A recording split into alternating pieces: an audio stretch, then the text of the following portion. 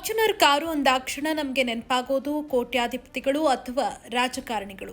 ಆದರೆ ಐಷಾರಾಮಿ ಫಾರ್ಚುನರ್ ಕಾರ್ನಿಂದ ಇಳಿದ ವ್ಯಕ್ತಿಯೊಬ್ಬರು ತಕ್ಷಣವೇ ಕೈಯಲ್ಲಿ ಪೊರಕೆ ಹಿಡಿದು ರಸ್ತೆ ಸ್ವಚ್ಛಗೊಳಿಸೋದಕ್ಕೆ ನಿಂತರೆ ಹೇಗಿರುತ್ತೆ? ನಂಬುವುದಕ್ಕೆ ಕಷ್ಟ ಅನಿಸಿದ್ರು ಇದು ಅಕ್ಷರಶಃ ಸತ್ಯ.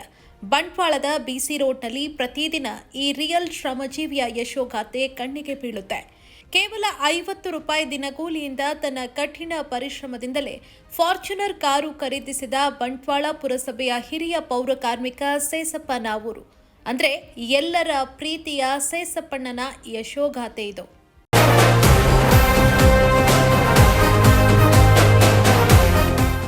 ಪ್ರತಿದಿನ ಬೆಳಗ್ಗೆ ಸರಿಯಾಗಿ 5 ಗಂಟೆಗೆ ಬಂಟ್ವಾಳದ ಬಿಸಿ ರೋಡ್ಗೆ ಬಂದು ನಿಲ್ಲುತ್ತೆ ಆ ಐಷಾರಾಮಿ ಫಾರ್ಚುನರ್ ಕಾರು.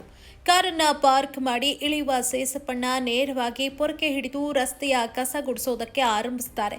ಪೇಟೆಯ ರಸ್ತೆಗಳನ್ನು ಅಚ್ಚುಕಟ್ಟಾಗಿ ಸ್ವಚ್ಛಗೊಳಿಸಿ ತಮ್ಮ ಕೆಲಸ ಮುಗಿಸಿದ ಮೇಲಷ್ಟೇ ಅವರು ಮತ್ತೆ ಅದೇ ಕಾರನ್ನ ಏರಿ ಮನೆಗೆ ಮರಳೋದು.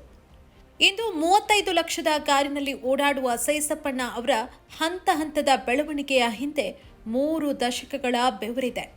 1996ರಲ್ಲಿ ಕೇವಲ 3ನೇ ತರಗತಿ ವಿದ್ಯಾಭ್ಯಾಸದೊಂದಿಗೆ ಪೌರ ಕಾರ್ಮಿಕರಾಗಿ ಸೇರಿದಾಗ ಇವರ ದಿನಗೂಲಿ ಕೇವಲ 50 ರೂಪಾಯಿ.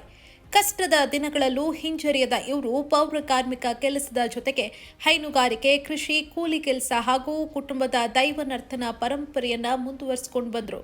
2005ರಲ್ಲಿ ಅಂದಿನ ಪೊಲೀಸ್ ಎಸ್ಐ ಬೆಳಿಯಪ್ಪ ಅವರ ಮಾತಿನಂತೆ ಕುಡಿತವನ್ನ ಸಂಪೂರ್ಣವಾಗಿ ತ್ಯಜಿಸಿದ ಸೇಸಪ್ಪಣ್ಣ ತಮ್ಮ ಸಂಪಾದನೆಯನ್ನ ಜಾಣ್ಮೆಯಿಂದ ಉಳಿಸೋದಕ್ಕೆ ಆರಂಭಿಸಿದ್ರು. ಕಾರುಗಳು ಅಂದ್ರೆ ಅಪಾರ ಪ್ರೀತಿ ಹೊಂದಿದ್ದ ಅವರು ಮೊದಲು ಮಾರುತಿ 800, ನಂತರ ಓಮ್ನಿ, ರಿಟ್ಸ್, ಆಲ್ಟೋ ಹಾಗೂ ಸ್ಕಾರ್ಪಿಯೋ ಕಾರುಗಳನ್ನು ಖರೀದಿಸಿದ್ರು. ಕೊನೆಗೆ ಆಲ್ಟೋ ಮತ್ತು ಸ್ಕಾರ್ಪಿಯೋ ಮಾರಿ ಕೊಂಚ ಸಾಲ ಮಾಡಿ ತಮ್ಮ ಕನಸಿನ ಫಾರ್ಚುನರ್ ಕಾರನ್ನ ಸ್ವಂತ ಮಾಡಿಕೊಂಡಿದ್ದಾರೆ. ಯಾವ ಕೆಲಸವೂ ಸಣ್ಣದಲ್ಲ, ಯಾವುದೂ ದೊಡ್ಡದಲ್ಲ. ನನ್ನ ವೃತ್ತಿಗೆ ನಾನು ಬದ್ಧತೆಯಿಂದ ಕೆಲಸ ಮಾಡ್ತೀನಿ ಎನ್ನುತ್ತಾರೆ ಸೇಸಪ್ಪಣ್ಣ. ಕಾರು ಬದಲಾಗಿದೆ, ಆದರೆ ಸೇಸಪ್ಪಣ್ಣ ಅವರ ಕಾಯಕ ಮತ್ತು ನಮ್ರತೆ ಯಾವತ್ತೂ ಬದಲಾಗಿಲ್ಲ. ಐಷಾರಾಮಿ ಕಾರಿನಿಂದ ಇಳಿದ ತಕ್ಷಣ ಪೊರಕೆ ಹಿಡಿಯೋದಕ್ಕೆ ಅವರು ಎಂದಿಗೂ ಹಿಂಜರಿಯೋದಿಲ್ಲ. ದುಡಿಮೆಗೆ ಮೇಲೂ ಕೀಳಿಲ್ಲ. ಶ್ರಮ ಪಟ್ಟರೆ ಯಶಸ್ಸು ಖಂಡಿತ ಅನ್ನೋದನ್ನ ತಮ್ಮ ಸ್ವಂತ ಬದುಕಿನ ಮೂಲಕವೇ ಇಡೀ ಸಮಾಜಕ್ಕೆ ತೋರಿಸಿಕೊಟ್ಟಿದ್ದಾರೆ ಈ ಪೌರ ಕಾರ್ಮಿಕ. News bureau, century TV. ವೀಕ್ಷಕರೇ, ಇಂತಹ ಹೊಸ ನ್ಯೂಸ್ ಅಪ್ಡೇಟ್ಸ್ಗಳಿಗಾಗಿ ನಮ್ಮ ಸೆಂಚುರಿ ಟಿವಿ ಚಾನಲನ್ನು ಸಬ್ಸ್ಕ್ರೈಬ್ ಮಾಡ್ಕೊಳ್ಳಿ. ನಿಮ್ಮ ಅನಿಸಿಕೆಗಳನ್ನು ಕಾಮೆಂಟ್ ಮಾಡಿ. ಹಾಗೆ ಈ ವಿಡಿಯೋ ಇಷ್ಟವಾದಲ್ಲಿ ಶೇರ್ ಮಾಡಿ. ಬದಲಾವಣೆ ಕಡೆ ನಮ್ಮ ನಡೆ.